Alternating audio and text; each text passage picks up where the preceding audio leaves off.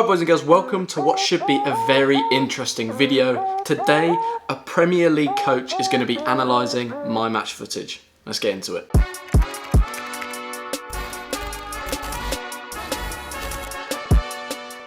This video has been made possible by the guys over at Orange Football Network. It's an amazing football app that you guys have heard me talk about before. But today, they've offered you guys the opportunity to also get your games analysed by professional level coaches. They're looking for some of you guys that have got game footage, who play at a good standard, to get your own game analysed and to set up one of these meetings with a professional coach. It's completely free of charge. Just go down in the description below, sign up in the Google Forms, and you could be up for a chance of getting a one-on-one session with one of these coaches and getting your game analysed. But now, let's get into my game being scrutinised and picked apart by a professional level coach, a West Ham coach. So yeah, I remember it getting flicked past me, and it was early in the game, and I was like, oh, that's annoying that that's happened. Hi there, I'm Giorgio. I work for West Ham United Football Club Academy, and today we're going to go through Jack's clips to support him with regards to any feedback we can give him. Hi guys, my name's Jack Griffiths. In these clips I'll be playing left back. I've played left back for about the last sort of 6 years of my career.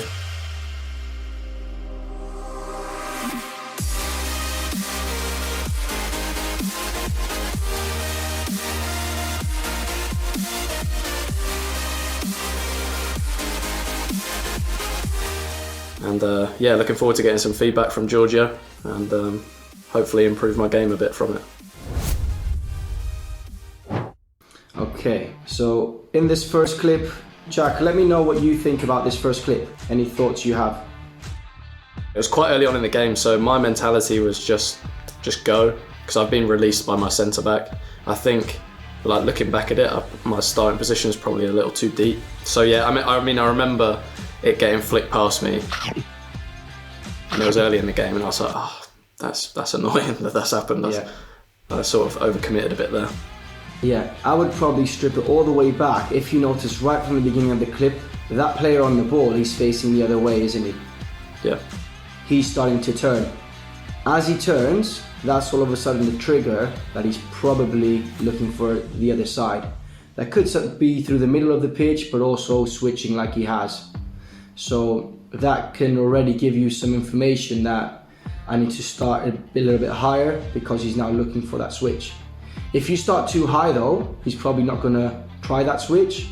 I probably start though a little bit higher than where you are, so I can travel and make that ground up. So for me, that first trigger is as soon as he puts his leg there, turns out and starts to swing for it, that's a trigger of let's start to gain a few yards nice and early.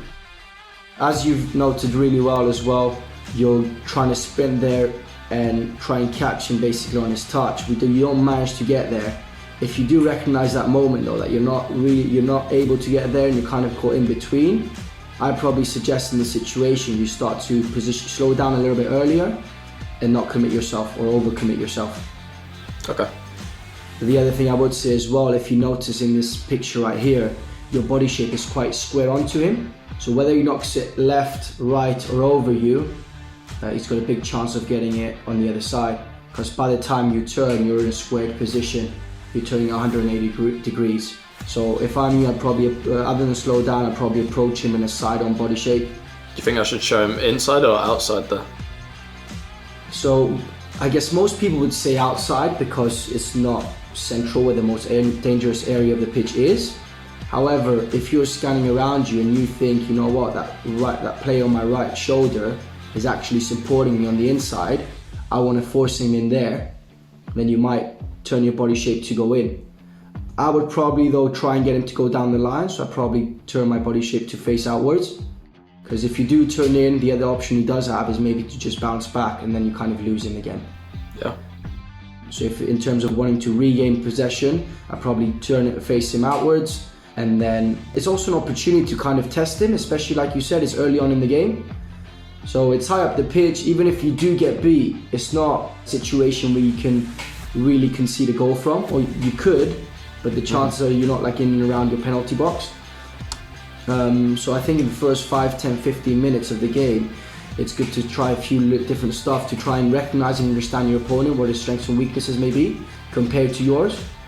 Yeah. So if I'm forcing him out and he tries to knock it by, but I'm steady and I'm in a good position to either block him or even turn and sprint, I'm now starting to understand, is he quicker than me? Is he stronger than me? Does he have more pace? So a few things there.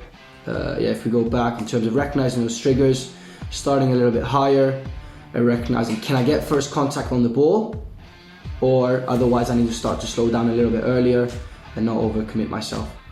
What you do well though is you follow him. So you keep tracking him, keep looking where he is, and the ball goes the other side. Happy with that? Yep. I mean, I remember doing it and just thinking, why have I tried to play that with my left foot? I should just, if I bring that onto my right, the pass is there to my, either my centre back or my centre mid. And I mean, even on that frame, if I go to play with my left, it should be probably a ball just into my winger's feet, and he can just turn because he's got loads of room. Yeah. I think this player right here, we can see he's starting to lean his body inside a bit. So it's still a good distance for you to play in, especially if you play a firm pass into your teammate's feet. Yeah. But that maybe is what has made you a little bit hesitant and kind of caught in the middle and you're unsure. If he's quick, he might be able to block in if your pass isn't firm enough or into the correct foot. So ideally, if you play into your teammate's left foot here, he should be out. Yeah. If you play into his right foot, that's a little bit closer to that opponent. So I'm not sure. It depends on him as well, how quick he is and can move his feet, how far he can stretch. I think if we take it even further back, as soon as you've taken a touch there, you place the ball in a situation where it's basically between you and that central player. And I think because where the ball is placed and you're looking up, makes it quite obvious that you're looking for him. Right. I think if you place the ball a little bit further wide and act as if you're going to play down the line and then reverse pass it or disguise pass it into the middle. Do you know what I mean by that? Yeah. So you open your body and your hips as if you're going to play down the line. But again, what you're going to for the opponent to understand that, okay, this player is going to go down the line, have to open up my hips, look down the line as well, and really exaggerate my movements if I'm going to do that. And then the last split second, kind of reverse the pass into the middle. So like in this situation, that guy that you're talking about, the reverse pass going to, he would be the man in front of me. So even if there's nobody there, do I just have to sell it to them? Yeah, because this player here, he probably won't understand. I doubt he's scouted to recognise if there's anyone there. And even if he has, he might think, okay, you're just going to play down the line for someone to run into it. Whereas where you've set the ball there, if you go back, so where you've placed the ball right there, and you've looked up, it makes it very obvious. Look, can you see his body shape in this frame? Yeah. His body shape is leaning to go in because you probably given information with your eyes, with the way you've placed the ball, with your body shape, that you're trying to look for that player in the middle. So I think if you open your body, look down the line, and then reverse pass in, there's no way you can get into that. You can read that, I think.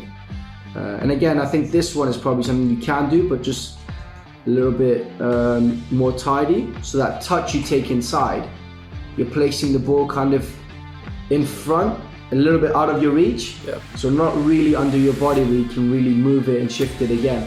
If you take a good touch across your body, put the ball onto your right foot, they can probably play back and then you guys can switch. I guess it's small stuff that if you were to go back, especially with that touch and that little flick, you probably would have done that better. Sometimes the simplest things are the ones we get wrong and the hardest to kind of be really, really consistent with. This next clip, this is the reverse pass. Okay. Then if you realize you did that, Yeah. so you've turned, so you look, do you see that whether you've placed the ball is in your left foot, you've opened your hips as if you're going to go down the line. To the outside, yeah. And then you turn your ankle last minute. Can you see your hips in that frame? Yep. You're playing into the middle. What I like again is, if you notice, 1 scan, 2 scans, as the ball travels, you get 3 scans in. And I know you might not think about it, but I think in that moment, that scan helps you pick up information to make your next decision. Yeah. One last little thing on this last one. What I liked as well is after that, your pass. Obviously I can't hear what you've said or if you've said something, but just by pointing, you're giving information where he should turn out and play his next pass. And also by you running kind of forwards and not giving an option, kind of makes him feel safe that, okay, he's not giving me an option, that means I'm probably comfortable to turn out. Right. So that is it for the analysis, guys. There is more from that session that I did with Giorgio over on the Orange Football Network app. You should go over there and check it out. The link for the app will be in the description. It's an amazing place where you can get loads of great video football content. Honestly, a fantastic app. I highly recommend it. Pretty interesting, a little analysis, finding those little tweaks, trying to gain that 1%. I hope you enjoyed the video. I hope you maybe learned a little bit. And of course, if you want to sign up for those sessions, or at least have a chance of getting one of those sessions, fill out the Google form in the description and you can have a chance of getting a one-on-one session just like that, thanks to the guys over at Orange Football Network. So that is it for today's video, guys. If you enjoyed it, make sure you hit the like button. Make sure you subscribe if you're new. And remember, do it for the love of the game. Peace.